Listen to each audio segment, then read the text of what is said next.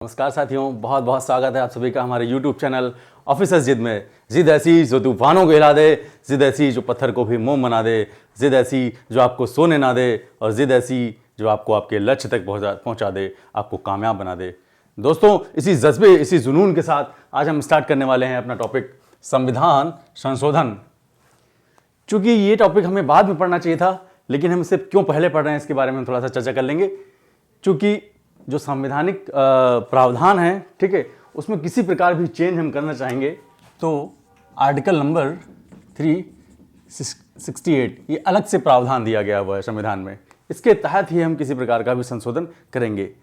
अच्छा, बात करते हैं संशोधन की। अगर तो भारतीय संविधान निर्माताओं ने ये संविधान संशोधन की ज़रूरत क्यों समझी संविधान में, इसके विषय में हम चर्चा कर लेंगे थोड़ा सा।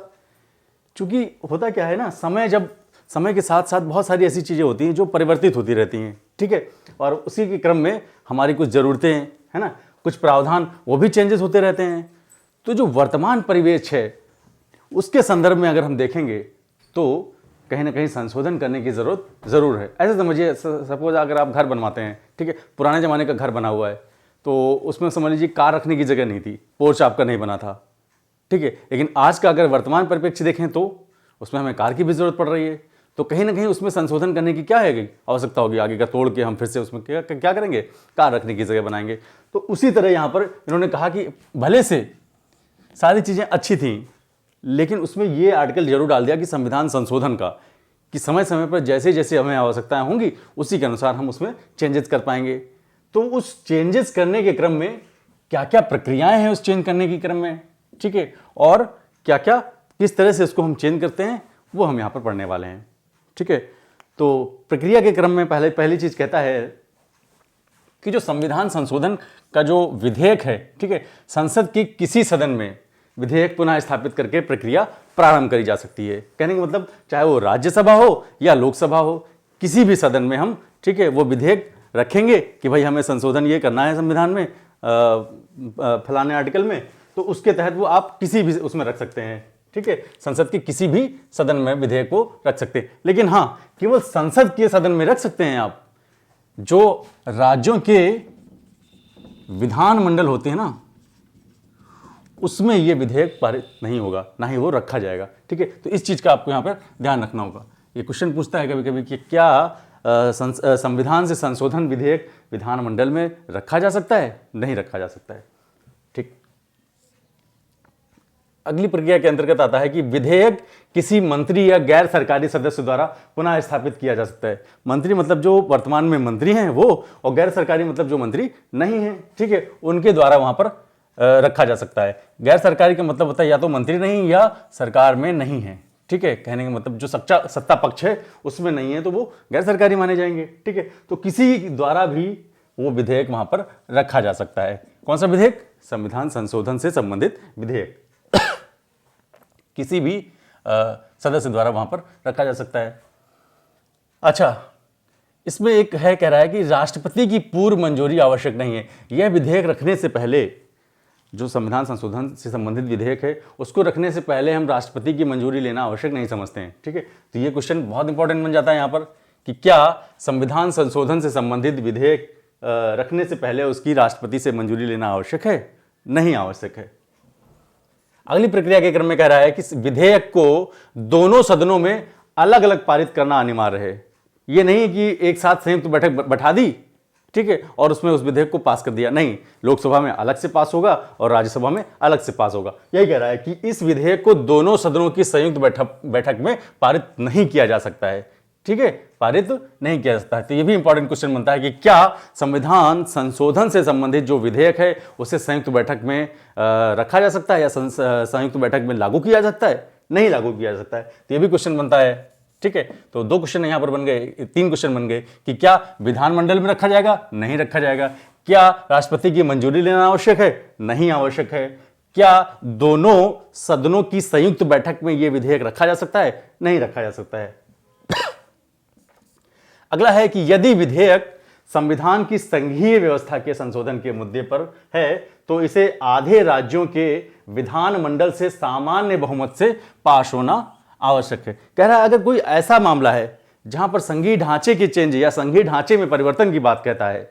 संघीय ढांचे के परिवर्तन मतलब ऐसा कोई ढांचा, जैसे राष्ट्रपति या उसके निर्वाचन की कोई विधियां या निर्वाचन की कोई रीति हो गई, या उच्च न्यायालय उच्चतम न्यायालय में कुछ चेंजेस करने हैं, ठीक है, इस तरह के अगर कोई मामले हैं, इस तरह के कोई विधेयक हैं, ठीक है, तो वहां पर क्या होगा, ये जो विधेयक है, ठीक है, ये संसद में तो पास ही होगा, प्लस जो हमारे राज्य हैं वहां के आधे राज्यों के जो विधानमंडल है वहां से सामान्य बहुमत से भी पास होना आवश्यक है।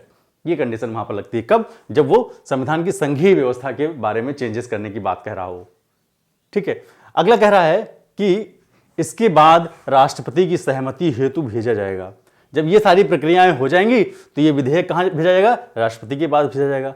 अच्छा, जब राष्ट्रपति के पास भेजा जा रहा है, ठीक है, तो राष्ट्रपति के पास सिर्फ और सिर्फ एक ही चॉइस है कि उस विधेयक को मंजूर कर दे, ठीक है, और उस पर साइन करके उसको स्वीकृत कर ले, ठीक है। उसके पास और कोई चांसेस नहीं, ना तो वह उसको क्या कर सकता है, अपने पास रख सकता है जेबी वीटो के तहत, ना ही उसे वापस कर सकता है, लौटा सकता है। उसके पास सिर्फ और सिर्फ एक ही चांस है, क्या? वो क्या कर सकता है? सिर्फ और सिर्फ उसको मंजूरी दे सकता है, ठीक है।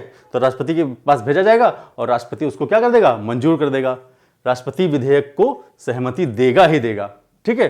तो ये क्वेश्चन भी बनता है, क्या संविधान संशोधन से संबंधित विधेयक राष्ट्रपति वापस कर सकता है? नहीं वापस कर सकता है। क्या संविधान संशोधन से संबंधित विधेयक राष्ट्रपति अपने पास रख सकता है? नहीं रख सकता है, ठीक है। तो ये चीजें यहां पर आपको ध्यान रखनी होंगी। अगला कह रहा है कि राष्ट्रपति की सहमति के बाद विधेयक एक अधिनियम बन जाता है। जब राष्ट्रपति उसको अपनी सहमति दे देता है तो जो विधेयक रखा गया था वो क्या बन जाता है? अधिनियम बन जाता है। और इसी अधिनियम को कहते हैं संविधान संशोधन अधिनियम, ठीक है। राष्ट्रपति जब उसको मंजूरी दे देगा तो उसको क्या बोल देंगे? संविधान संशोधन अधिनियम बन गया। तो बारी बारी से एक बार फिर से देख लेते हैं। देखो, सबसे पहले जो विधेयक है वो संसद के पटल पर रखा जाएगा, ठीक है। संसद का मतलब होता है या तो वो राज्यसभा में रखा जाए या लोकसभा में रखा जाए, ठीक है। जो संविधान संशोधन से संबंधित विधेयक है हमने संसद के पटल पर रखा। संसद का मतलब होता है या तो राज्यसभा या लोकसभा, किसी में भी हम रख सकते हैं। और ये जो विधेयक है वो सरकारी या गैर सरकारी, मतलब जो मंत्री है सरकार में है इस समय वो रख सकते हैं, या जो मंत्री या सरकार में नहीं है वो कोई भी दोनों में से कोई भी ला सकता है उस विधेयक को, ठीक है।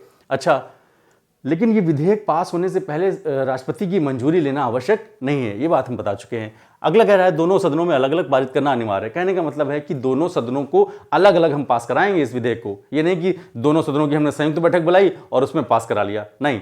राज्यसभा में अलग पास होगा और क्या कहते हैं लोकसभा में अलग पास होगा, ठीक है। उसके बाद अगर ऐसा विधेयक कोई है जो संघीय व्यवस्था या संघीय ढांचे को परिवर्तन करने की बात कह रहा है वहां पर, तो क्या करेंगे? संसद से तो पास कराएंगे, प्लस आधे राज्यों की जो विधानमंडल हैं, ठीक है, वहां से भी पास होगा वो। और वहां कैसे पास होगा? सामान्य बहुमत से पास होगा, ठीक है। फिर उसको राष्ट्रपति की मंजूरी के लिए भेजेंगे उस विधेयक को, और राष्ट्रपति क्या करेगा? उसको मंजूर करेगा ही करेगा। उसको ना तो वापस कर सकता है, ना इनकार कर सकता है, और ना ही जेबी वीटो के तहत उसको अपने पास रख सकता है, ठीक है। उसके बाद जब राष्ट्रपति उस पर अपनी सहमति दे देगा तो संविधान संशोधन जो क्या विधेयक था वो क्या हो जाएगा? संविधान संशोधन अधिनियम हो जाएगा, ठीक है। ये वहां पर बात हो जाएगी। अब ये तो हो गया हमारी क्या क्या प्रक्रिया होती है, ठीक है। संशोधन के कौन कौन से प्रकार होते हैं, ठीक है, उसको हम डिस्कस कर लेते हैं। पहला प्रकार है संसद के साधारण बहुमत द्वारा, ठीक है। दूसरा है संसद के विशेष बहुमत द्वारा, और तीसरा है संसद के विशेष बहुमत द्वारा एवं आधे राज्य विधानमंडलों की संस्तुति से। तो तीन तरह से हम क्या कर सकते हैं, ये जो संविधान का संशोधन है इसको हम कर सकते हैं। पहला कह रहा है संसद के साधारण बहुमत द्वारा। साधारण बहुमत का मतलब होता है कि जो भी लोग वहां पर उपस्थित हैं, ठीक है, मतदान की प्रक्रिया होगी और उसमें जिस तरफ मतदान ज्यादा होगा वही क्या हो जाएगा? विजयी हो जाएगा, ठीक है। तो ये हो गया हमारा साधारण बहुमत द्वारा। अगर मान लीजिए 100 लोग थे उपस्थित, है ना, उसमें से मान लीजिए 51 लोगों ने कहा कि हाँ ये विधेयक पारित होना चाहिए तो पारित हो जाएगा। अगर 51 लोग कह रहे हैं नहीं पारित होना चाहिए तो वो नहीं पारित होगा। ये तो हो गई हमारी साधारण बहुमत द्वारा, ठीक है। संसद का विशेष बहुमत कहता है कि उपस्थित और मतदान करने वाले जो भी व्यक्ति हैं वहां पर, उनका 2/3% लोगों से पास होना आवश्यक ही आवश्यक है। अगर 2/3% लोग नहीं पास कर रहे हैं तो विधेयक क्या होगा? पास नहीं होगा। अगली बात कर रहा है संसद के विशेष बहुमत द्वारा एवं आधे राज्य विधानमंडलों की संस्तुति से। विशेष बहुमत तो वही हो गया 2/3, ठीक है। तो जो संसद है वहाँ पर 2/3 बहुमत से दोनों सदनों में पास होना चाहिए, पहली चीज़। और दूसरी चीज़ कि जो राज्यों की विधानमंडल है वहाँ की भी संस्तुति होना चाहिए कि आधे राज्य कम से कम उस विधेयक पर अपनी संस्तुति दे दें कि हाँ ठीक है, हमारी तरफ से ओके है, मंजूर है। ठीक, तो ये तो हो गई हमारी आधे राज्यों की संस्तुति से। तो इसका मतलब ये हो गया कि ये तभी पास होगा जब किसकी बात आएगी, संघीय व्यवस्था की बात आएगी, संविधान में संघीय व्यवस्था की बात आएगी अगर, तो वहां पर हम इसकी बात करेंगे। अब बारी बारी से हम देखने वाले हैं संविधान संशोधन के प्रकार। पहला है संसद के साधारण बहुमत द्वारा। बात कर रहे थे संसद के साधारण बहुमत द्वारा। ठीक है, कौन कौन से विधेयक यहाँ पर रखे जा सकते हैं। तो पहला है, अगर ऐसा कोई विधेयक है कि जो नए राज्यों का प्रवेश या गठन की बात करता है। जब हमने संघ क्षेत्र या संघ या उसके राज्य क्षेत्र के बारे में पढ़ा था, है ना, आर्टिकल नंबर 2 क्या है, नए राज्यों का प्रवेश या गठन की बात करता है। अगर इससे संबंधित कोई विधेयक है तो वो साधारण बहुमत द्वारा वहां पर पास हो सकता है। अगला कह रहा है नए राज्यों का निर्माण और उसके क्षेत्रों, सीमाओं या संबंधित राज्यों के नामों का परिवर्तन, मतलब आर्टिकल नंबर 3 की जो बात कह रहा था, है ना, वो यहां पर संसद के साधारण बहुमत द्वारा पास हो जाएगा।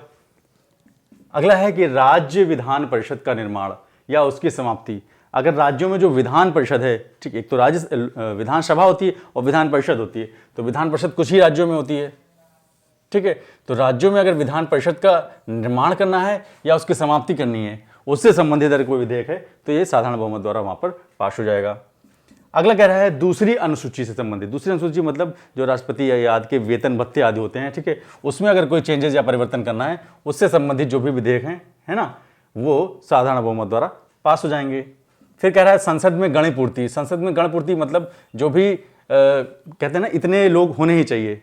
ठीक है, तो सदस्य संख्या से संबंधित है, सदस्य संख्या से संबंधित है। ठीक है, तो ये सदस्य संख्या किसी भी विधेयक को पास करने के लिए होनी चाहिए या मान लीजिए राष्ट्रपति के निर्वाचन के लिए होनी चाहिए। ठीक है, तो उससे संबंधित जो भी ये गणपूर्ति से संबंधित जो भी विधेयक रखा जाएगा वो साधारण बहुमत द्वारा वहां पर पास कर दिया जाएगा। फिर अगला है संसद सदस्यों के वेतन भत्ते। जो संसद के सदस्य होते हैं, ठीक है, उनके वेतन भत्तों की अगर वहां बात हो जाएगी, अगर उसमें कोई परिवर्तन या कुछ चेंजेस करने हैं तो वो साधारण बहुमत द्वारा पास हो जाएगा। फिर अगला है संसद में प्रक्रिया और नियम। ठीक है, जो भी संसदीय प्रक्रियाएं हैं उनमें कोई चेंजेस करना है या संसदीय नियमों में कोई परिवर्तन करना है तो वो साधारण बहुमत द्वारा वहां पर पास हो जाएगा। फिर अगला कह रहा है कि संसद या इसके सदस्यों और इसकी समितियों को विशेषाधिकार। अगर संसद को कोई विशेषाधिकार देना है या संसद की जो समितियां होती हैं, जैसे जैसे लोक लेखा समिति हो गई, प्राक्कलन समितियां, बहुत सारी समितियां हैं, हम इसको आगे पढ़ेंगे, जब संसद पढ़ेंगे तो सारी समितियों को हम डिस्कस करेंगे। ठीक है, अभी हम समझ लेते हैं कि जो संसद की जितनी भी समितियां हैं, अगर उनको कोई विशेषाधिकार देना है, ठीक है, तो साधारण बहुमत द्वारा वो हो जाएगा।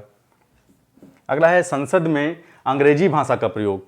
संसद में अंग्रेजी भाषा का प्रयोग, है ना, अगर उससे संबंधित कोई विधेयक है, ठीक है, तो वो साधारण बहुमत द्वारा पास हो जाएगा।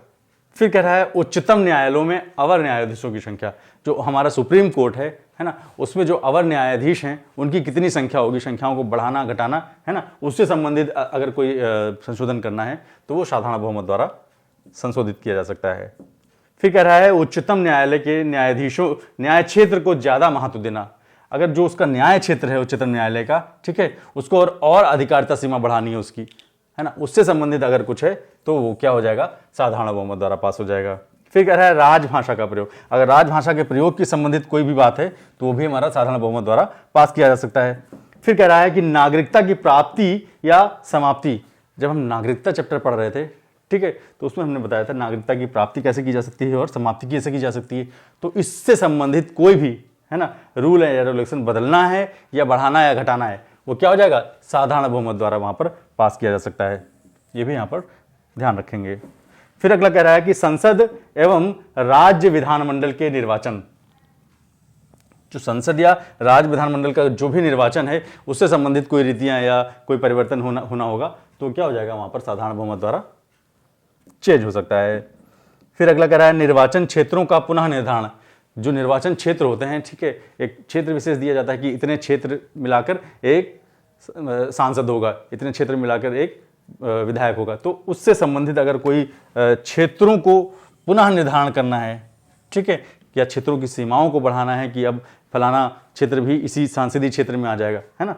तो उससे संबंधित जो भी विधेयक हैं या जो भी परिवर्तन है वो साधारण बहुमत द्वारा यहाँ पर पास किए जा सकते हैं।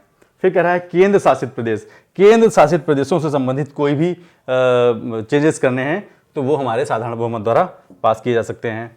फिर कह रहा है अगर 5वीं अनुसूची से संबंधित, 5वीं अनुसूची में क्या हुआ, अनुसूचित जाति और जनजाति क्षेत्रों के जो प्रशासन से संबंधित बातें होती हैं, है ना, हमने अनुसूचियों में पढ़ा था, तो उससे संबंधित जो भी चेंजेस हैं वो साधारण बहुमत द्वारा पास हो जाएगा। इसी तरह छठी अनुसूची में जो असम, त्रिपुरा, मेघालय आदि के क्षेत्र हैं, ठीक है, वहाँ पर जो जनजातीय क्षेत्र हैं उनसे संबंधित जो भी प्रावधान है, ठीक है, उसको भी हम किससे चेंज कर सकते हैं, साधारण बहुमत द्वारा चेंज कर सकते हैं।